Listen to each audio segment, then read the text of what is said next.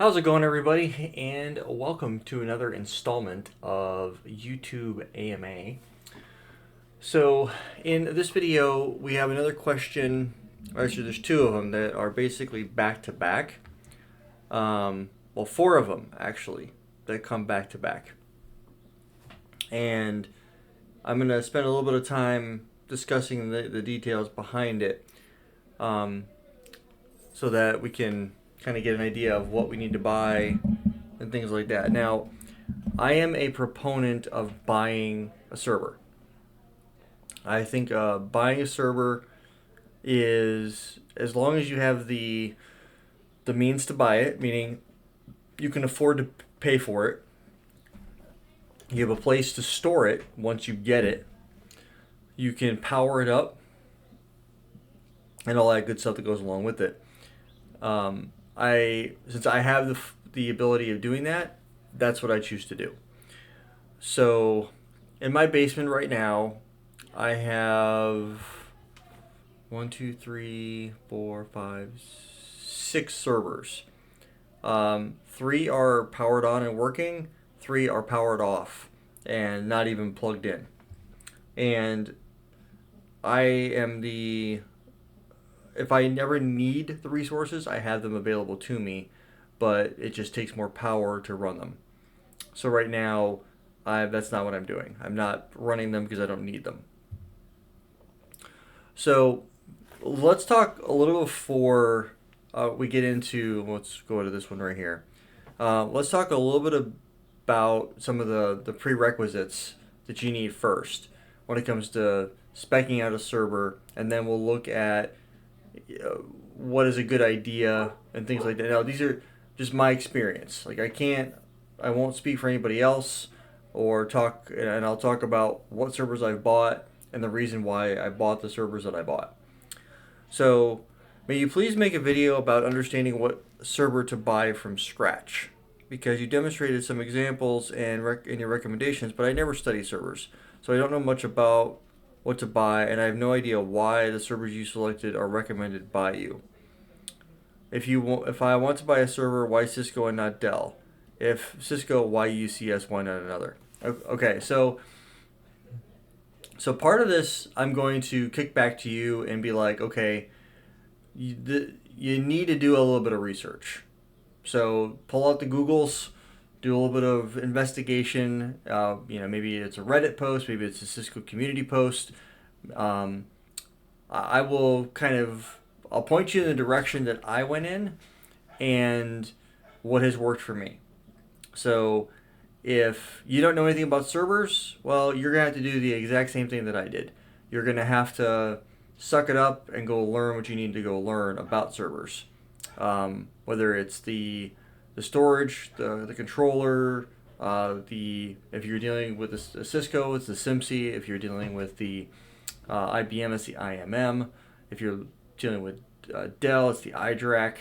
So you'll have to learn some of the componentry on how that works. So the best example I could give you about how to decide which way to go is my actual bottom line when I first started was price. What could I afford to spend? And I had probably $400 or $500, and so I was on eBay, and I didn't know what to buy. I didn't have anybody guiding me or saying you should go buy this, you should go buy that. So all I did was I knew a couple of server manufacturers, IBM and HP, because that's what I saw in the data centers that I worked in. So therefore, I went based off of what I did know. So, and I had always equated Dell servers, IBM to being a quality server, because anytime I worked in an environment, IBM was what was deployed. So if you see something in production, you're like, okay, well, maybe that's the best way to go. So that's what I did. I bought a Dell's, the first server that I ever bought was a Dell server. It was a C1100. And it got the job done for a while. It had 24 gigs of RAM. Beyond that, I don't remember the specs. It was really, really, really long time ago. Probably 2010, 2011, if I had to guess. And I purposely bought it when I was going through VMware training, I was going through Cisco training, and I knew I'd be able to do both. So that's exactly what I did. So I bought the server with the intention of having it so that I'd be able to do both VMware and Cisco studies on it. That was the intention. So, but what I didn't have any guidance at all. I was literally buying something just because I had a general understanding of CPUs or sockets, cores per socket, and then RAM. That was it. I was taking my knowledge of computers and translating that to servers so that I have a general idea of what it would be. 24 gigs of RAM is not a lot. My computer that I'm recording on right now is a Dell XPS, and I've got 32 gigs of RAM. So my current computer, which I've had for probably 4 or 5 years now, has got more horsepower than the first server that I bought. So just keep that in mind. So that was the first thing that I did, is I did some research and I went online, and I've always have been and always will be a fan of Intel CPUs. It's just it's what I'm familiar with. I understand their architectures. I understand their hierarchy. Do I have anything against AMD? Not at all. Although if I get an opportunity to buy a server that is Intel versus AMD, I always go Intel. So why did I go Cisco and not Dell, or why did I go Dell and not Cisco?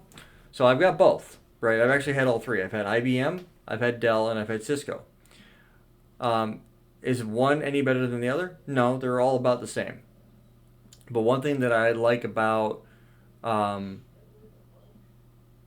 shouldn't say like, it was whatever made sense at the time, whatever I was trying to go for purchasing.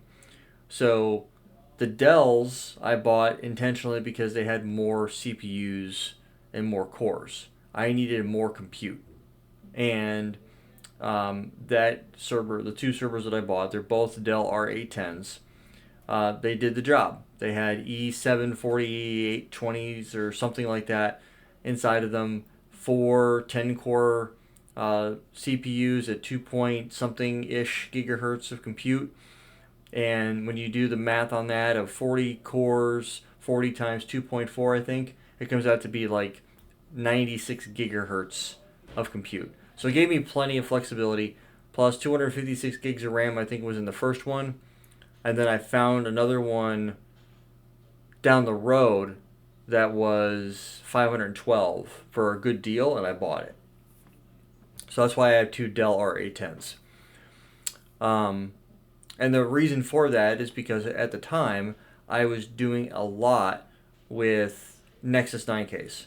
So I had Nexus 9Ks deployed. I had several customers that I was working with that had Nexus deployments that I needed to figure out and get rolled out and come up with solutions, configuration guides for documentation and things like that.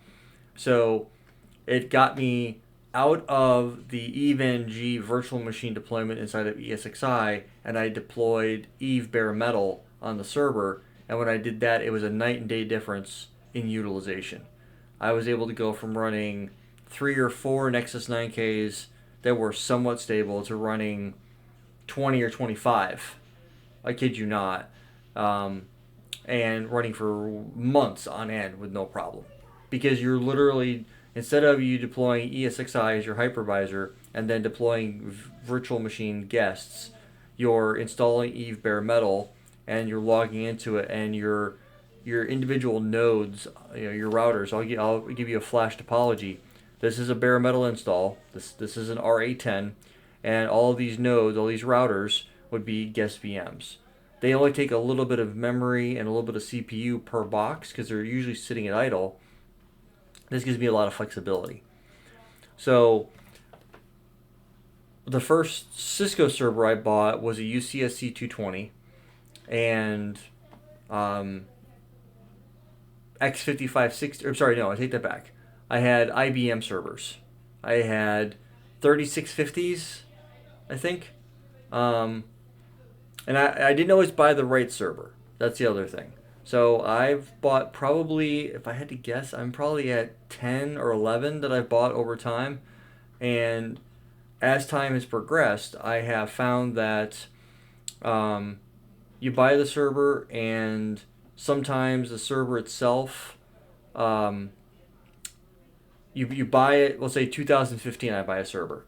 And then by the time 2018 rolls around, um, what I'm doing, software like VMware evolves over time, and what I'm looking to study or teach on, or I need to go um, spend time and effort into because of a customer deployment, I can't run that version of code or whatever reason because the server CPU isn't supported by the software. So that forces my hand. I don't have a choice in that case. It's like, okay, I have to keep up with the time, so I have to go out and buy a newer server. So fortunately for me, I've always been able to offset the cost of the servers with either YouTube um, income, or I've had savings or whatever that I was able to dip into and buy the server, things like that. Now, there was a period of time, probably 7 or 8 years ago, where I bought 3 cheap servers. They were C220s for like $250 each. So $750. My intention was to have three physical servers that I'd be able to run vSAN on. So I bought uh, some relatively inexpensive SSDs, and I tried to build it out. It didn't end up working out. It wasn't a complete loss, but the servers eventually started to die on me. Certain things would stop working, so on and so forth. And they became more of a pain and a hassle to deal with than the servers were worth keeping on. So I eventually just powered them off and pulled them out. I think I've still got most of them, if I'm not mistaken. Some are pulled out of the rack. I think 1 or 2 might still be in there. I don't remember. It's been so long. Um, but I've been pretty happy with the Dell R810s. They've been doing the job that I needed them to do. And I have a Cisco C240M5, which I intentionally bought that server to do all my VMware stuff. So it's got ESXi8 installed on it, so that I can go out and deploy ESXi8. I could deploy NSX4. I could do all the cool stuff that you normally would do. And I've got training that I plan on doing for all of that. I know you can't see my whiteboard, but I've got data center training that I want to go through for all of it.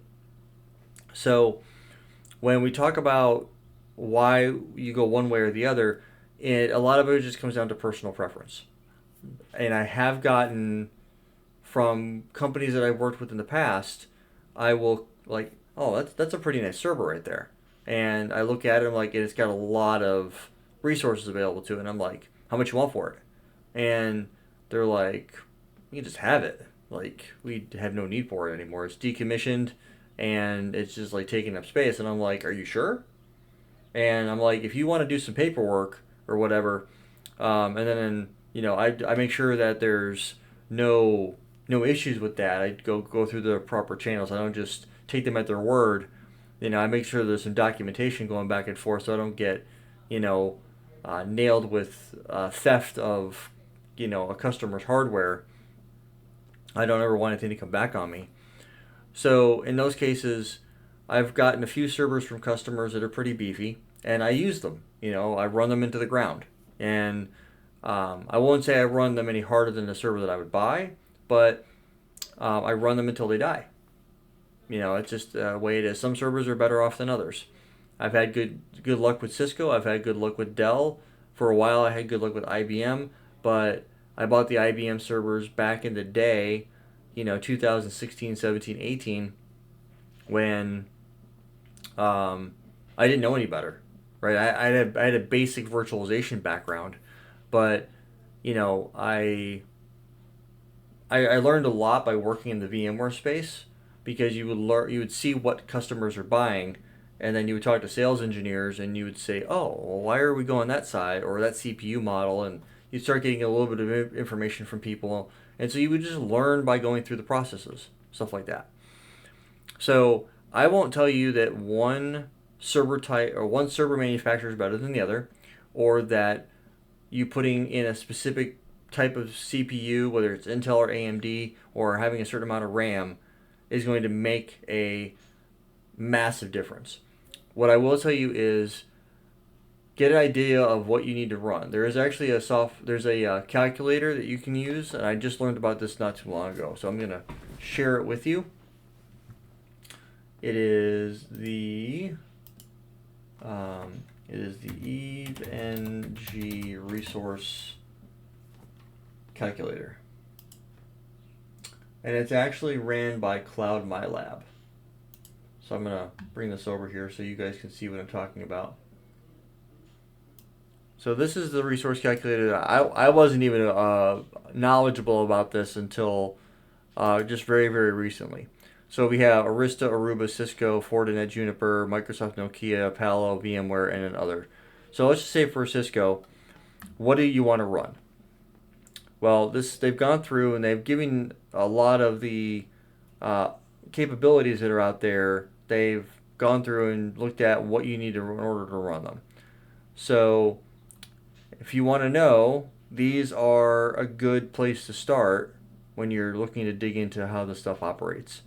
So this gives you an idea of what the capabilities are. And so for example, if you wanted to do, we're going to say firepower 6. I want to run 8 of these. Oh, that's not the ESA.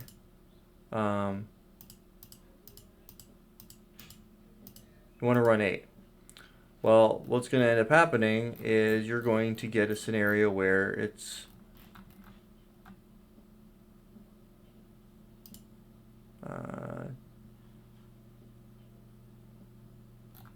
okay, I actually have never show all. Filter name, we'll say Nexus 9000V. And we're going to do items haven't been added to your bucket. Please click on the X.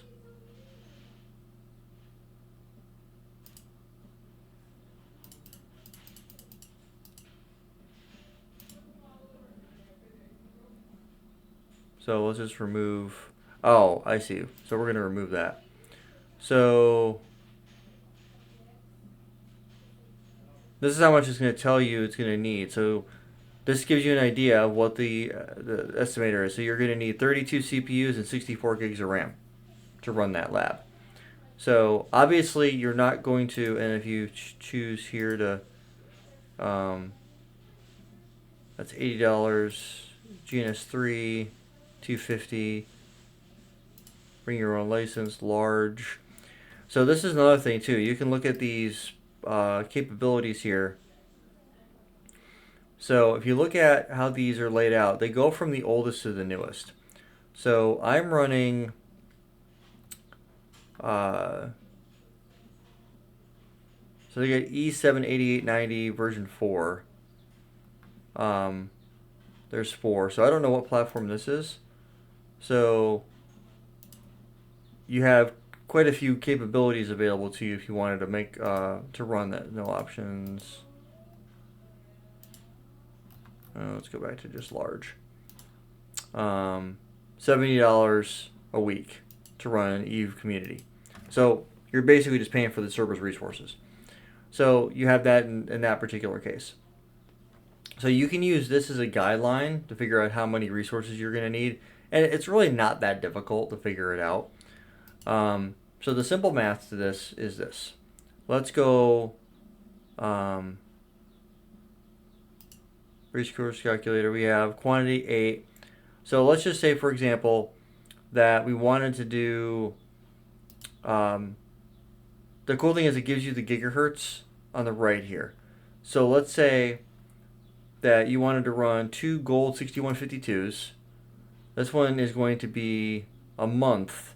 You're going to need to, I'll pay them $1,600 to run on that particular CPU because it's newest. It's new. Now, I happen to have a Cisco C240 M5 with two 6152 gold procs in it, and which is 22 cores per CPU, 44 total cores, and so just to help you understand this, if we look at this, and you look at, so you get 22 cores, right, times 2 sockets. So that means you get 44 cores. So times 2 is 44.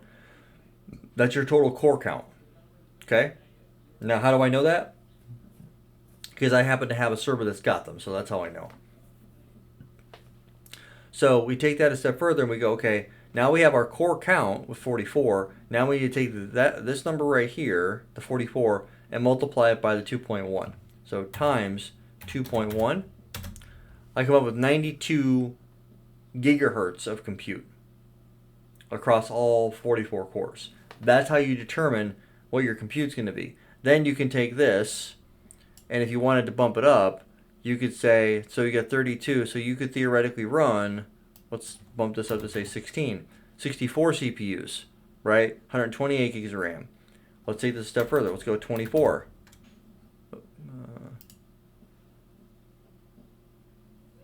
It restarted on me.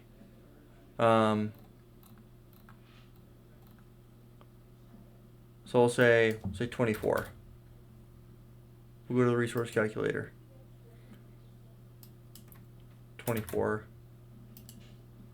So you need 96 CPUs. Now I can tell you that these are just estimates because I've run 24 Nexus 9Ks on Eve Pro bare metal install on a server that's got a little bit more horsepower than this. We'll just go with this one right here. It's going to cost you $3,000 a month, but you get 4. That's what the 4 is. You get 4 CPUs, and then you got to figure out what your core count is. We'll say you get 10 cores per CPU. So if we go back over here to the calculator, if I get 4 CPUs, so 4 times, and you get 10 cores per CPU. That gives you 40 cores to deal with, times 2.2 gigahertz. You come out to 88 gigahertz of compute. Now, I think mine's a little higher than that. I think it is 4 times 10 is 40 times 2.8. Yeah, it's 96. It's like 95 and change. So these are the things that you have to take into consideration. Do you have enough to run this? You do, but you have to take into consideration too that you're not going to be running all 96 cores at full capacity. They're going to be sitting there at idle most of the time. So I think I've had somewhere in the neighborhood of like 30 or 35 that I've deployed. I cut over a couple of different topologies. But this is going to cost you $3,000 a month on Cloud MyLab. So and I bet you Pro is going to be probably even, yeah, it's a little bit more because you have to spread it across the month, and so ESXi 3000, yeah, bring your own license. So there's some flexibility here. So that's what I would do, and my assumption is they're probably deploying this bare metal, just so you can get access to the core counts, because you're not running 24 Nexus 9Ks inside of a virtual an EVE-NG VM. It's just not going to happen. So that's just to give you an idea of what the capabilities are. So let's take this a step further and go back here to the main piece. And let's just say for VMware, you want to run ESXi, and you want to run, let's say you want to run 8 ESXi hosts. We're going to remove this one here. It's going to cost you $240 a month for ESXi to run that. Now, can you run that in Eve Pro? I mean, you technically could as a virtual machine. There's some pre-built ones out there you can get. But as you can see, pretty straightforward stuff. So this is where I would do my calculations would be there. So let's go back to the comments. So that's the direction I would go when it comes to resource calculations and stuff like that. Now, let's go up here. If someone wants to buy a server with 35 gigs of RAM, preferably a very affordable one, which would you recommend? Again, it's going to be how much are you trying to run on it. So to me, 35 gigs of RAM is nothing. You can run a few routers on that and you'd be okay, but if you wanted to run anything decent size, you wouldn't be able to. So what I would do is I would tell you to go to eBay. And let's look at eBay. Now, I am a fan of Cisco, but because of the fact we're talking RAM, let's take a look at Cisco UCS.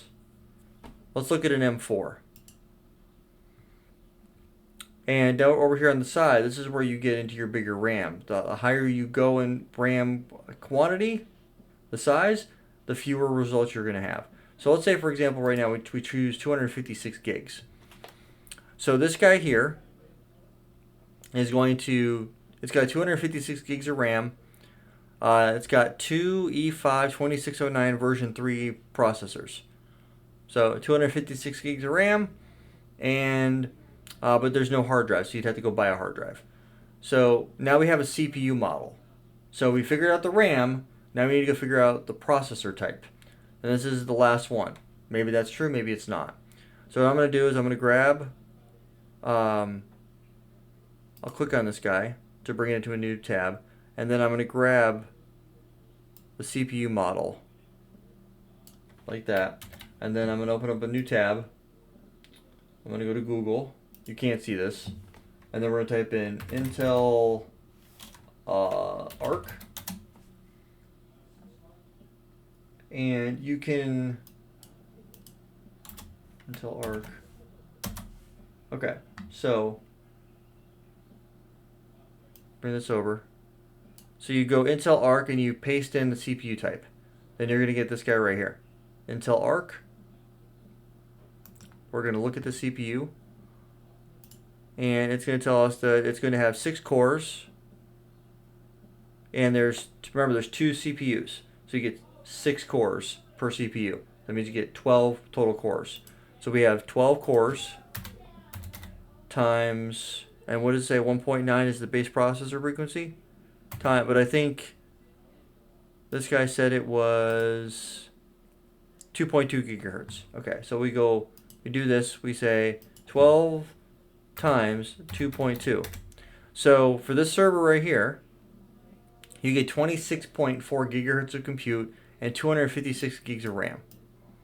That is going to be a high disparity. You're a 10-to-1 ratio with your RAM compared to compute. So you would be able to run probably, I'll say 10 Nexus 9Ks, and you would start to push the CPU limits of the server. So it's not a good idea. The server, if you don't plan on running a lot of Nexus 9Ks and you want to run a bunch of iOS routers, and they're very little CPU, or you want to run a lot of CSR 1000Vs, which don't take a lot, right? We can come over here to the resource calculator. We can go back to here. We go to Cisco. And if we look at the CSR 1000V, 2 CPUs, technically it's 1. It actually is 1. 4 gigs of RAM. So that would be doable, right? Or if you wanted to run iOS V, you're looking at 1 CPU and 1 gig of RAM. So you could technically run a really large topology with this guy. You'd be able to run probably 25, 30 nodes and stuff like that. So this would give you some flexibility. Now, why? This would be okay as a starter server. If you're looking to deploy, play around with ESXi, play around with EVNG, play around with some routers, it would get you started. You wouldn't have a lot of compute available to you. And this one here, it says that it's 1.9 gigahertz and 256 gigs of RAM. So they're showing you the BIOS output. So not a bad deal. So this CPU model is a little bit dated. It's an E5. Let's say you need more compute than that. Okay, that's cool. How would you go find that?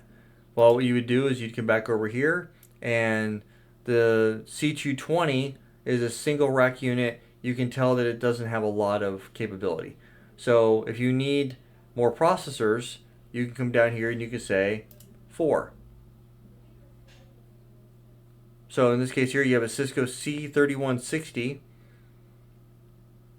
and this gives you guys 256 gigs of RAM, and this one's got more compute. I'm sorry, no, this is 56 core.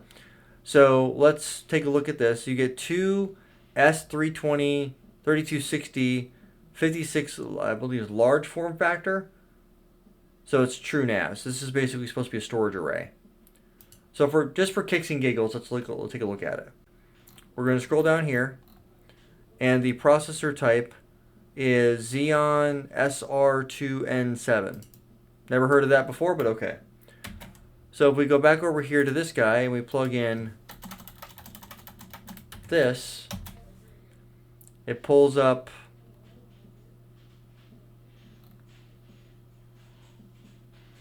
I guess it may not have that. So it's got the old one still in it. Intel Arc.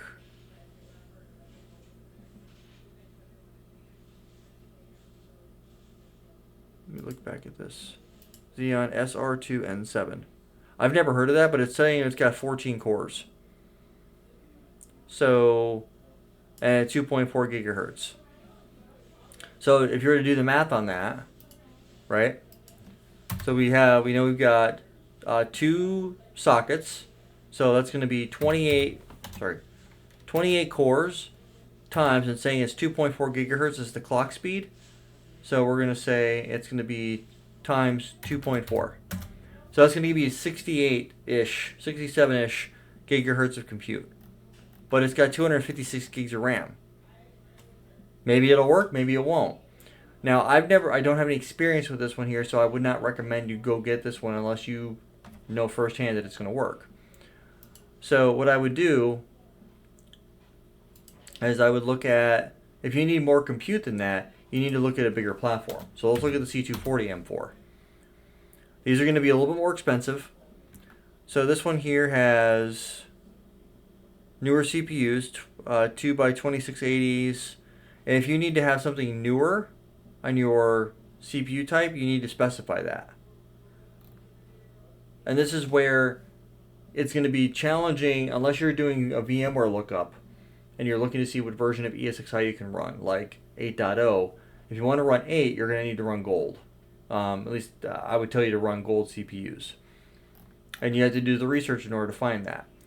So again, it's going to be a little bit of trial and error, and you're going to have to do some research. I don't want to say I'm going to give you all the answers, because I really can't. So that'll answer this one and this one.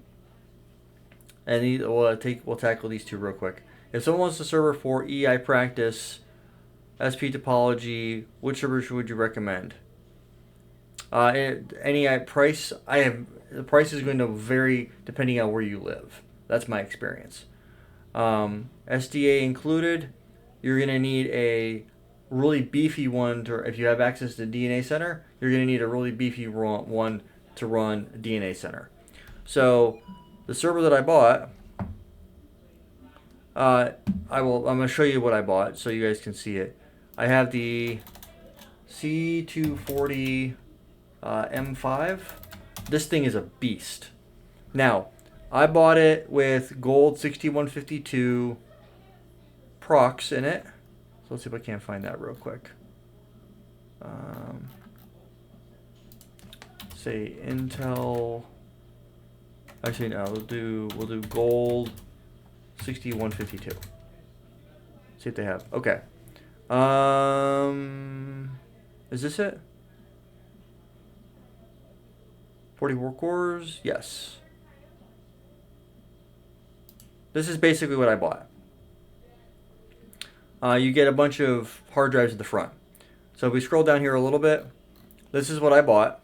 And yes, it is on the pricey side. It was $1,000. I think mine was a little bit more expensive than this. I think mine was more closer to like $1,500. But I spent a lot of time looking this up. And so what it comes down to here is you get Gold 6152 at 2.1 gigahertz, and you get two procs. So then you come over here and you take this information right there, you copy, go over here, and you look up Gold 6152. This guy pops up, and so I popped it open, I took a look at it, and I'm getting 22 cores. I've got 2 sockets, which means I have 44 cores at 2.1 gigahertz, I think was the clock speed. Yep, 2.1. So again, going back over here, I have 44 times 2.1, 92 gigahertz. I think mine was slightly higher than that, actually. Let me... 10.255, 102.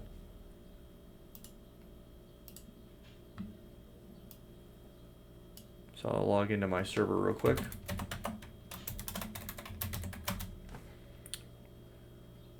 What do I have? Oh, 2.1. Okay, yeah. So 92.2 gigahertz.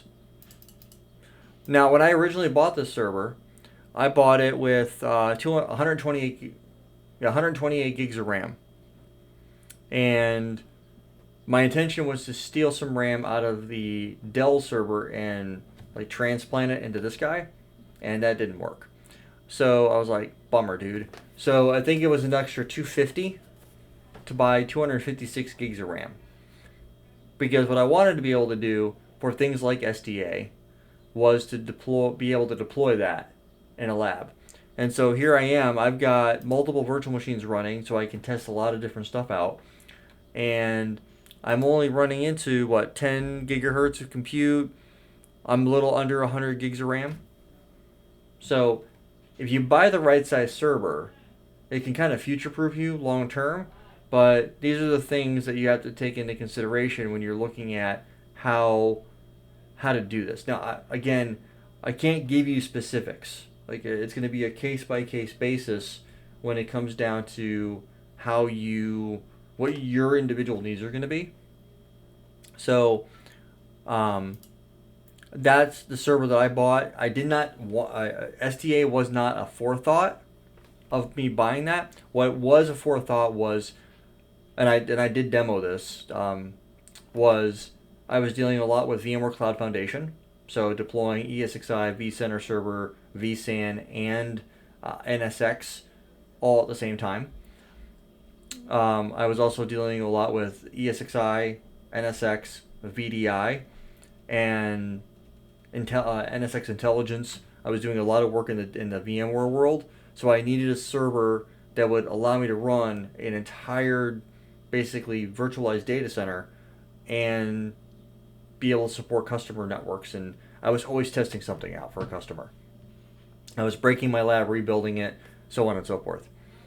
So that's where that came into play. Now, if you don't need SDA, you don't need that big of a box. I'll be straight up with you. So one of the other ones that I bought was this guy. This is a Dell R810. And I have 4, so this basically it's this guy right here. So this is E5 4860s. I have E7, it might be this guy. I think it is this 4850s, something in that neighborhood. It was E7, I know that much. But both of my Dell servers are bare metal installs of Eve, so I lost the GUI view of the processor.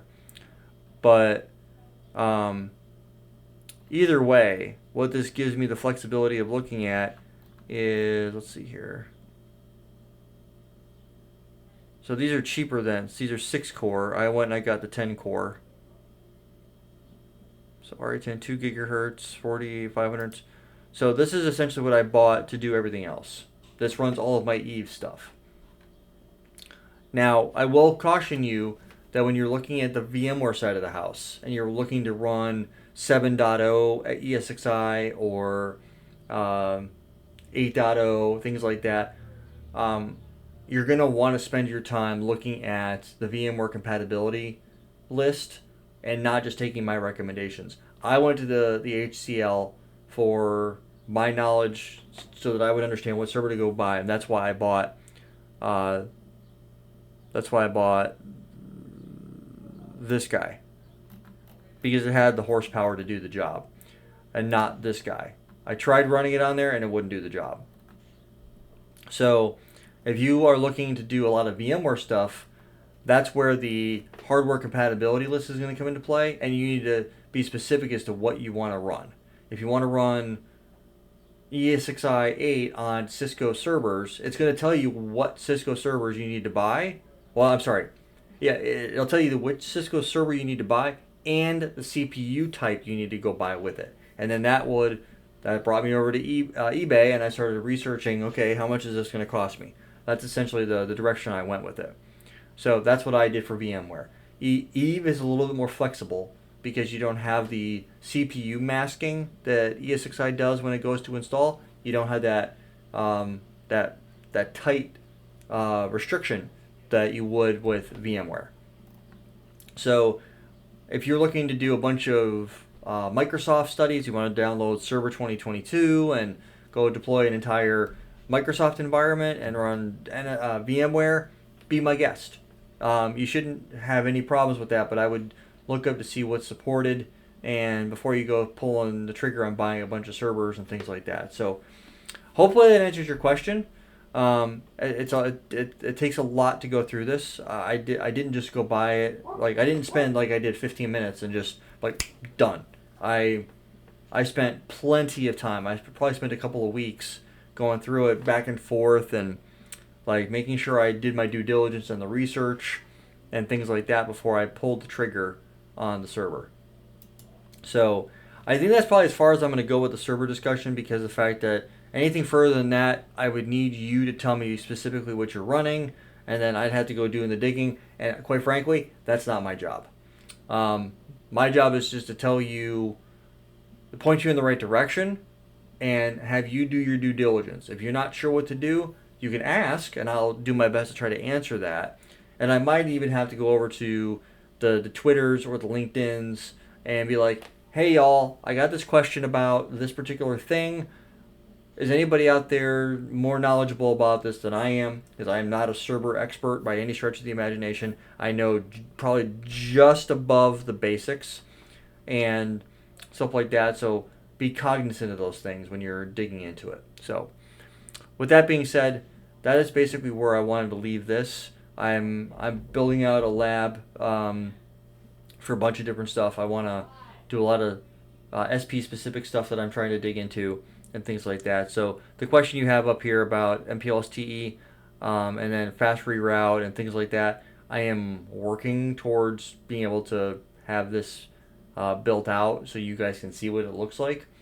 But that's going to take a little bit. I'm probably just going to skip these questions and move on to other stuff that's easier to answer than TE, but because that's more of a deep dive discussion on how that comes into play. But that might be a good conversation for the Whiteboard Wednesday, or whatever, or another AMA where I do a deep dive in a particular thing. So let me know in the comment section below if you guys want to see, when it comes to questions like this, when we get into the configuration examples and start breaking it down, if you want to see more long form videos where I have a topology up and we start breaking things down that isn't certification specific, but it's technology specific, if that's something you guys would be interested in doing, let me know in the comment section below, and I'm happy to do it. I just, I don't want to waste my time producing a bunch of content that's going to get like 70 views. That to me is not worth my time. So, but if you guys have anything else, let me know. Please like, share, subscribe. Don't forget, next week, Wednesday and Friday, we'll have our live sessions.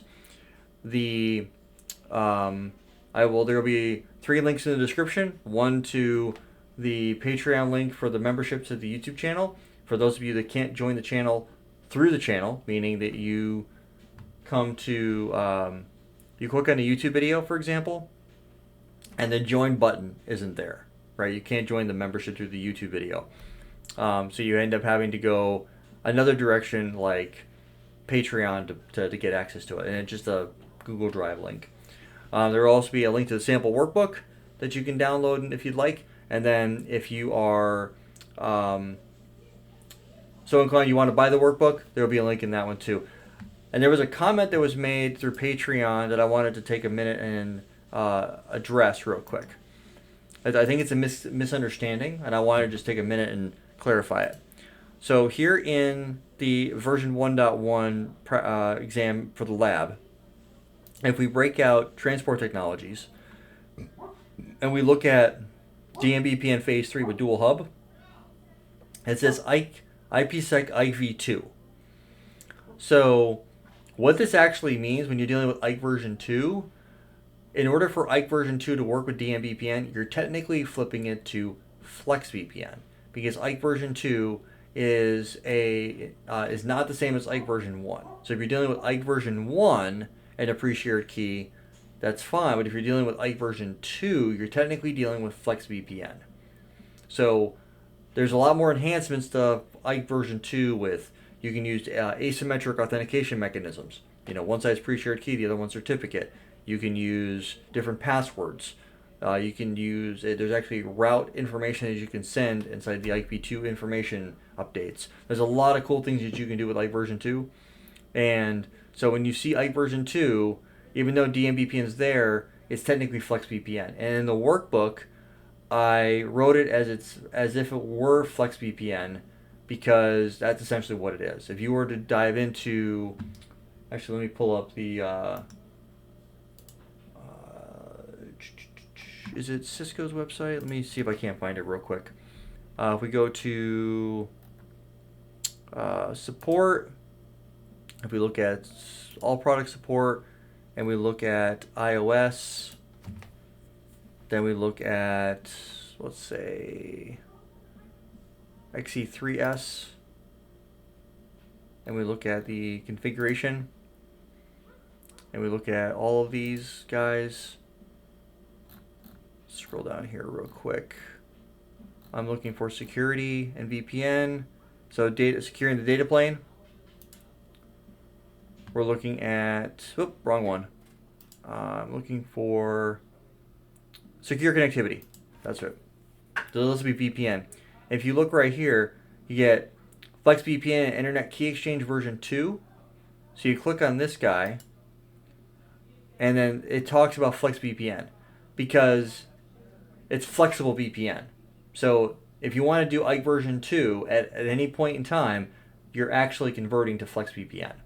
So even though they qualify a DMVPN, you're not going very deep into the weeds with IKE version 2. You're setting up a profile, a policy, and pre-shared keys, stuff like that, or key ring. And then you're associating that to the profile, which the profile gets associated to your tunnel protection for your IPsec. So that's where this comes into play. The configuration standard is a little bit different, but if you have the workbook that I created, it walks you through all of that. I did all the hard work for you. All you have to do is look at what I produced, and it's technically, I'm doing that with DMVPN. That's essentially what it is. And I'll give you actually a quick view of what that looks like. Whoopsie. That's okay though. You can see the behind the scenes a little bit here and there. So if we look at documents, if I look at the workbook real quick, and I pull this up real quick, and I go to the, I don't know why the bookmarks don't work over there, but if we come down here real quick to,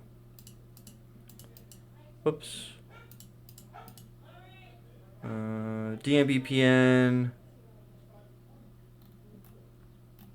that's IPv6. My mistake on that one. Okay, so I coded it as FlexVPN, and so if I click on this guy right here, you can see you have your proposal, you have your IKE version 2 proposal, you have your IP2 policy, then you have your IP2 keyring, then you have your IP2 profile. You call these things, and then you go underneath your IPsec profile, and then you call the IP2 profile. So even though I'm technically giving you some of the answers, if you buy the workbook, it gives you all of that. Like, I completely remove all the guesswork for you, and you're free to do whatever you want with it. So hopefully that answers your question, but that's essentially what the goal was for that. So there's that piece. But I just showed you the navigation for it. So if you guys have any questions on that, there's some answers. So with that being said, you guys take it easy, have a good one, and I'll talk to you guys in the next one.